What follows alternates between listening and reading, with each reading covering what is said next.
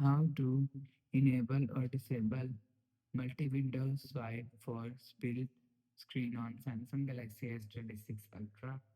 Let's start the video. First of all, go to App Library. Here, click on Settings app. Now in Setting, scroll down and click on Advanced Features.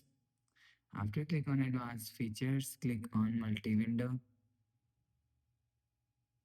After click on multi-window, you will see swipe for split screen is here. If you want to enable swipe for split screen, so turn on this button. After turn on this button, you will see swipe for split screen is enabled. If you want to disable swipe for split screen, so turn off this button.